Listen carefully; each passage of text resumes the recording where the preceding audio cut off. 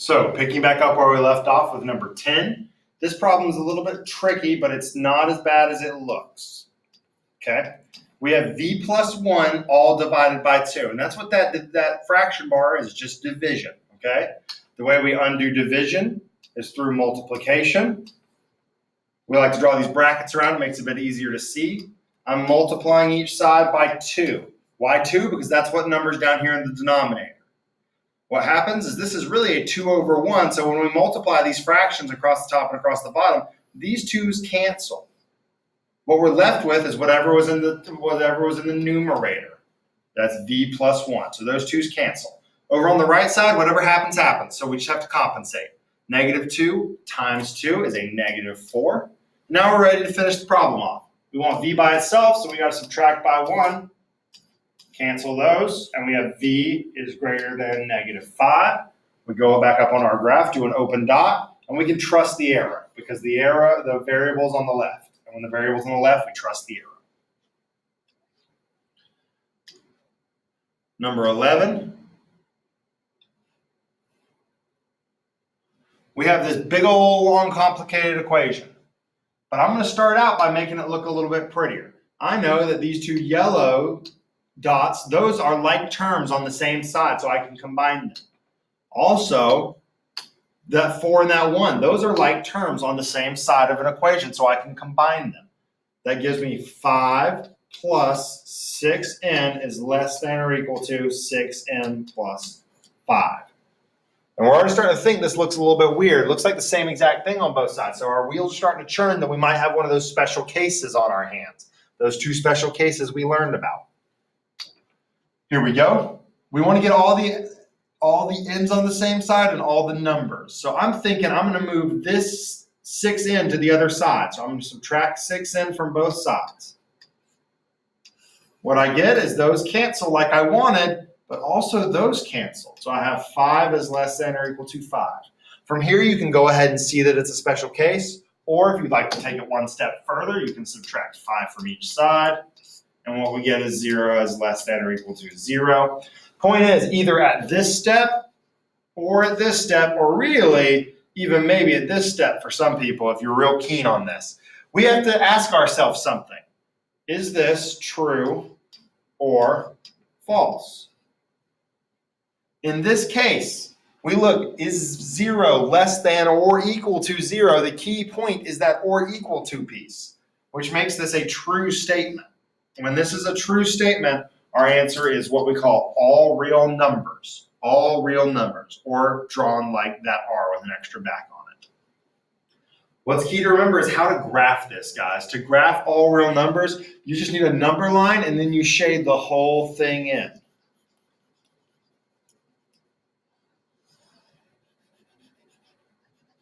Okay, so that is all real numbers. If we wanted to shade a number line for no solution, for the Ghostbusters sign, we would just leave it blank just like that. But ours was all real numbers, so it's got to be shaded all the way in every direction. Okay? On to number 12.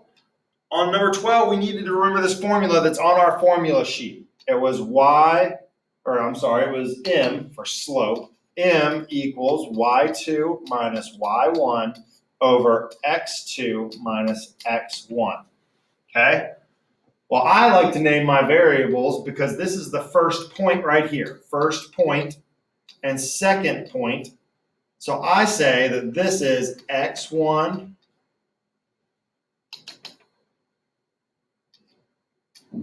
and y1, and this is x2 and y2.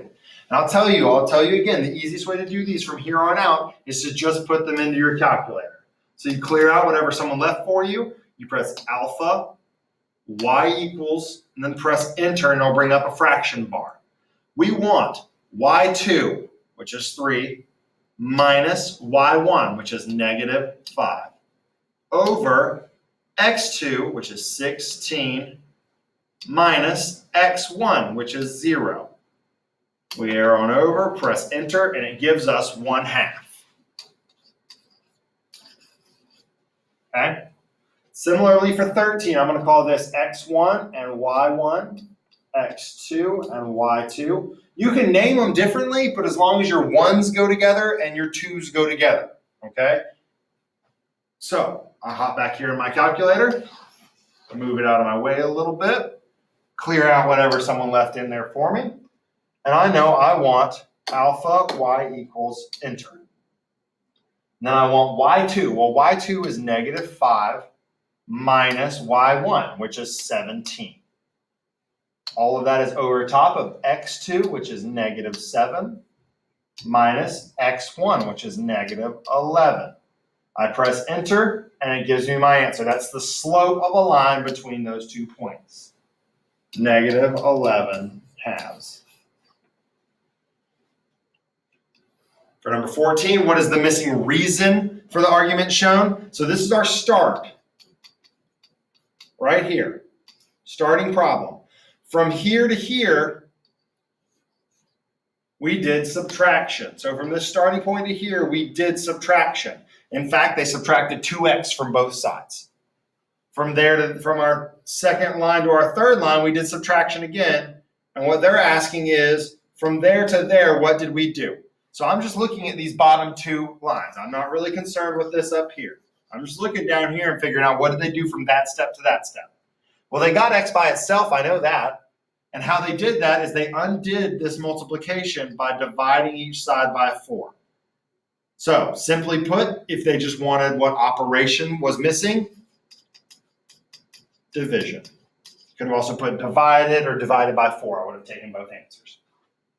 What is the first step in solving this equation? There are several different right answers, but only one of them will show up as one of the options. So I look here and my first answer is I think, okay, I want to combine those like terms. Whenever I do that, I get 5x plus 7 equals 12. And that answer is C. The other option would have been to say, oh, I want to subtract 7 from both sides. Well, that wouldn't have left you with one of the answers up here, okay? So it won't trick you that way. 16 and 17, we did in most of my classes. Please remember, if it gives you this f of 3 or f of 2 or whatever symbol, what it means is everywhere I have an x, we want to replace x with 3.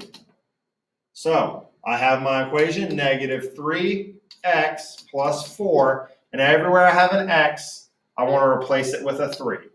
So what that means is we have -3 times 3 plus 4, which is -9 plus 4, which is -5. Okay? 17 is a very different problem. It literally tells us what to do. We want to find x in this problem. So to find x, they need to have given us this. And they did. Okay? That means that 9 is now substituting in for this f of x. So now we have 9 equals -2x minus 1. It substitutes in for that whole piece. Okay? And now we're ready to solve this equation. We always undo this addition or subtraction first, so I add 1 to each side.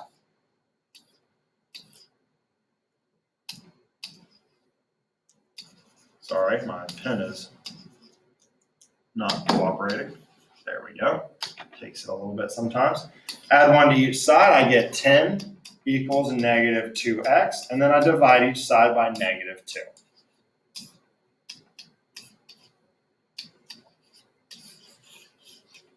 Voila.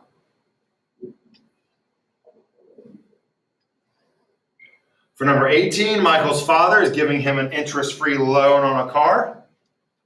Okay, interest-free loan on a car. He's got a $5,000 down payment, and it's $500 per month. So that's how we get this equation of t equals 500 per month, or 500 for your slope, plus 5,000. And it says, if Michael gives his father $10,000 down payment instead, what part of the linear function would change? Well, the down payment is referring to this part right here. I know in a linear function, y equals mx plus b, that is the y-intercept. So if I was to change that 5,000 to 10,000, I'm changing the y-intercept to 10,000.